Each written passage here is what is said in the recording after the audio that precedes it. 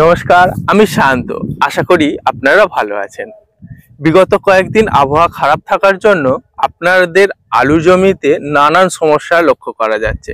আর সেই নিয়ে আপনারা আমাদের যে ফেসবুক গ্রুপ কৃষি বৈঠক আছে সেখানে নানান সমস্যা নিয়ে পোস্ট করছেন এবং আপনারা অনেকে এই সমস্যাগুলো নিয়ে আলোচনাও করতে বলছেন। তো আজকে সেই রকমই দুটো সমস্যা নিয়ে আজকে আলোচনা করব এবং আপনাদের দেখাবো যে এই রোগগুলো কেন হচ্ছে, কি কারণে হচ্ছে, এর জন্য কোন ছত্রাক বা ব্যাকটেরিয়া দায়ী এবং আপনারা কোন ছত্রাকনাশক বা ব্যাকটেরিয়া নাশক কিভাবে প্রয়োগ করলে এই রোগগুলোকে খুব সহজে সারাতে পারবেন এবং আপনার আলুর একটা ভালো ফলন পাবেন। তো প্রথমেই আপনাদের দেখাই যে দুটো রোগ নিয়ে আজকে কথা বলবো। সবার প্রথমে দেখাই যে রোগটা, সেটা হলো এই যে আলু গাছটা দেখতে পাচ্ছেন, এই আলু গাছটা ভালো দেখতে পাচ্ছেন, কিন্তু আলু গাছের পাতার দিকে দেখুন, তলার দিকে কিরকম কালো কালো টিপ টিপ দাগ হচ্ছে। এই যে এই গাছটা দেখুন, এই গাছটারও পাতার তলার দিকটা দেখতে পাচ্ছেন, ভালো বুঝতে পারবেন টিপ টিপ দাগ হচ্ছে। যখন বেশ কয়েকদিন হয়ে যাওয়ার পর কিন্তু এই দাগগুলো একে অপরের সঙ্গে জুড়ে যাচ্ছে, আর জুড়ে যাওয়ার ফলে কি হচ্ছে, আস্তে আস্তে এই রকম ভাবে শুকিয়ে হয়ে যাচ্ছে এবং গাছটা আস্তে আস্তে হলদে হয়ে যাচ্ছে। এই একটা সমস্যা।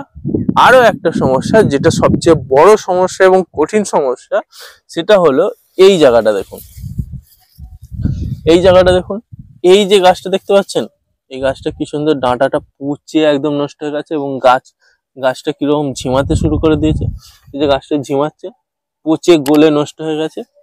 আজকে আমি এই দুটো সমস্যা নিয়ে কথা বলবো। প্রথমেই আমাদের জানতে হবে যে রোগগুলো কিভাবে ছড়ায়। রোগ সম্পর্কে যত বেশি আমরা জানতে পারবো তত সহজ হবে সেই রোগকে কন্ট্রোল করার জন্য। প্রথমে যে রোগটা, এই যে রোগটা আমি আপনাদের দেখাচ্ছিলাম, এই যে সমস্যাটা দেখছেন, এই সমস্যাটা তৈরি হয় অল্টারনেরিয়া স্পা নামক এক ধরনের ছত্রাক দ্বারা। এই ছত্রাকটা কিভাবে ছড়ায় জানেন? যখন বাতাসে 80% ওপর ময়েশ্চার বা হিউমিডিটি থাকে। এই যে এবছর ব্যাপক পরিমাণ কুয়াশা, মেঘলা আবহাওয়া, সেই জন্য এই স্প্রাটা, এই অল্টারনেরিয়া স্প্রাটা খুব দ্রুত ছড়ায়। ধরে নিন আপনার এই গাছটায় লেগেছে, এই যে গাছটায় লেগেছে, এই যে পাতাগুলো লেগেছে, এই যে গাছটা পুরোটা লেগে গেছে, গাছের ডগা পর্যন্ত উঠে গেছে।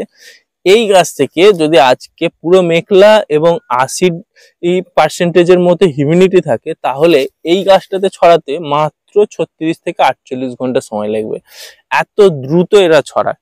যদিও এই যে ছত্রাকটা প্রথম দিকে খুব একটা ক্ষতি না করলেও পরপর যে জমিতে আস্তে আস্তে ছড়ায়, এই যে জমিটা আপনারা দেখতে পাচ্ছেন, আস্তে আস্তে ছড়ালে কিন্তু আস্তে আস্তে গাছটা লাল হয়ে যাবে, হয়ে যে আস্তে আস্তে এইভাবে জ্বলে, ঠিক এইভাবে গাছটা জ্বলে আস্তে আস্তে মারা যাবে। সেই জন্য এর জন্য আপনারা কি পরিচর্যা, এই ছত্রাকটাকে খুব সহজেও নিয়ন্ত্রণ করা যায়। বিশেষ করে ম্যাঙ্কোজেব জাতীয় যে ছত্রাকনাশক ব্যবহার করছেন, এই ম্যাঙ্কোজেব জাতীয় ছত্রাকনাশক ব্যবহার করে যদি ওয়েদার রোদ ঝলমলে হয়ে যায়, তাহলে কিন্তু এই রোগ আর বাড়বে না। কিন্তু যদি দেখতে পাচ্ছেন যে আপনার ওয়েদার খারাপ হচ্ছে এবং কুয়াশা প্রচুর পরিমাণে আসছে, তাহলে আপনারা অ্যান্টাকলও ব্যবহার করতে পারেন। আর এই অ্যান্টাকল যদি ব্যবহার করে দেখছেন এই রোগের প্রাদুর্ভাব আরো পরিমাণ বাড়ছে, তাহলে আপনাদের যেটা ব্যবহার করতে হবে সেটা হলো অ্যাজোস্টোস্ট্রবিন 8.3% সঙ্গে ম্যাঙ্কোজেব 66.3%।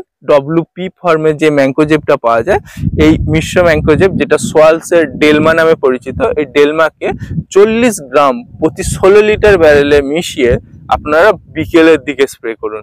তাহলে কিন্তু এই রোগের যে স্পোরগুলো, মানে যে রেণুগুলো অন্য গাছে ছড়াচ্ছে, সেগুলো তো নষ্ট হবে, তার পাশাপাশি এই যে পাতাগুলো আর বাড়বেও না।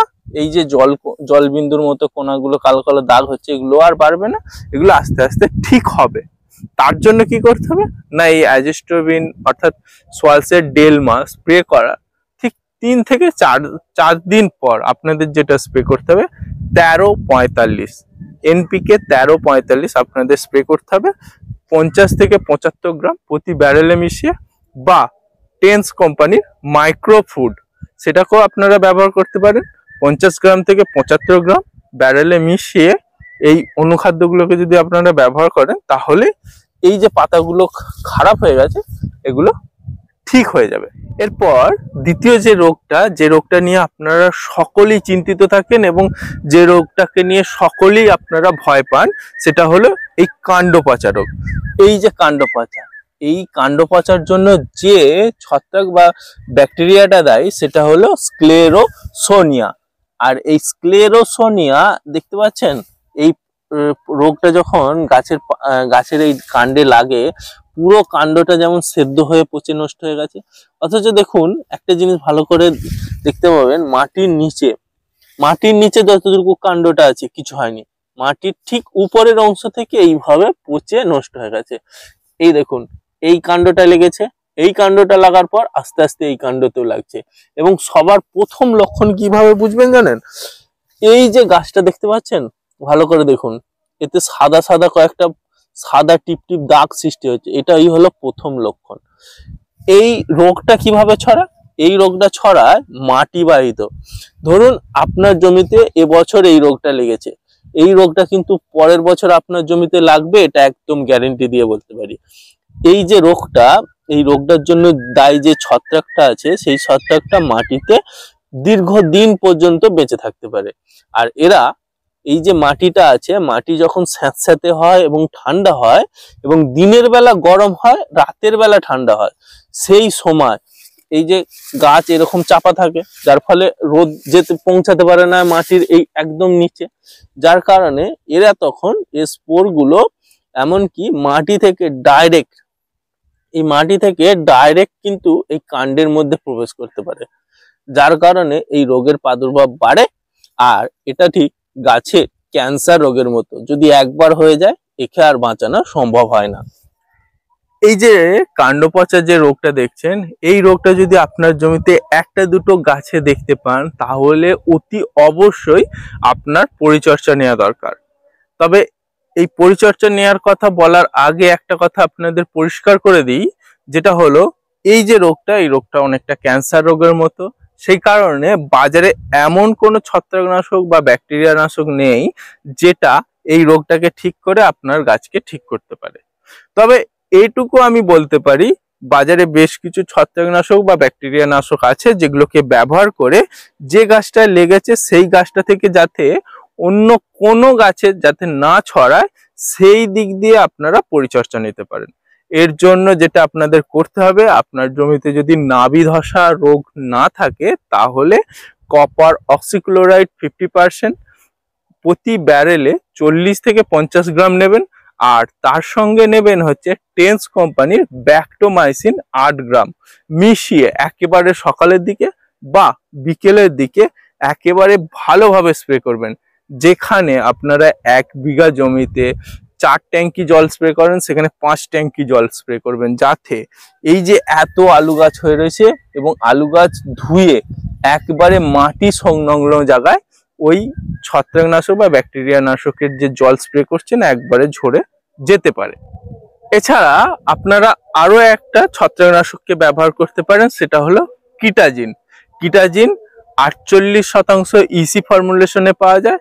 এটাকে আপনারা 15 থেকে 20 ml প্রতি ব্যারেলে মেশাবেন, তার সঙ্গে কপার অক্সিক্লোরাইড প্রায় 40 গ্রাম প্রথম মেশাবেন এবং সকালে বা বিকেলের দিকে স্প্রে করবেন। 5 থেকে 6 ব্যারেল 1 বিঘা জমিতে জল স্প্রে করবেন, তাহলে কিন্তু এই রোগের প্রাদুর্ভাব আর নতুন কোনো গাছে ছড়াবে না। তাহলে আপনারা বুঝতে পারছেন যে এই যে ডাঁটা পচা রোগ, এটা কিন্তু খুবই খতরনাক। বিশেষ করে যে নাবি ধসা যে রোগ লাগে তার চেয়েও বেশি খতরনাক, কারণ এর ডাঁটাগুলো পচে আস্তে আস্তে মরে যায় গাছ, যার ফলে কোনোভাবে সারানো সম্ভব না। কিন্তু আপনার জমিতে যদি নাবি ধসা লাগে, অ্যাক্রোব্যাট বা ফ্লিক সুপার এগুলোকে ব্যবহার করেও কিন্তু ওই গাছকে কিছুটা বাঁচানো সম্ভব হয়। কিন্তু যদি আপনার গাছে এই ধরনের ডাঁটা পচে নষ্ট হয়ে যায়, এই ক্যান্সারের মতো রোগ হয়ে যায়, তাহলে কিন্তু সেই গাছকে আর বাঁচানো সম্ভব না।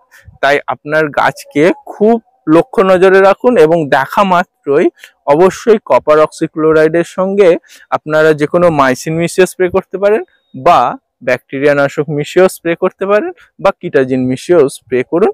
তাহলে এই ধরনের রোগের প্রাদুর্ভাব খুব কম ছড়াবে এবং নতুন গাছে আর লাগবে না। আশা করি আমি আপনাদের বোঝাতে পারলাম যে এই সময় আলুতে আপনাদের যে যে সমস্যাগুলো হচ্ছে সেগুলো কিভাবে সমাধান করবেন এবং কি ধরনের ছত্রাকনাশক স্প্রে করে এদেরকে নিয়ন্ত্রণ করতে পারবেন। এই সম্পর্কে যদি জিজ্ঞাসা থাকে অবশ্যই নিচের কমেন্ট সেকশন বা আমাদের ফেসবুক গ্রুপ কৃষি বৈঠকে আপনার সমস্যা নিয়ে পোস্ট করতে পারেন। আবার দেখা হচ্ছে পরবর্তী এক ভিডিওয়ে। ভালো থাকবেন, এবং আপনার ফসলের যত্ন নেবেন।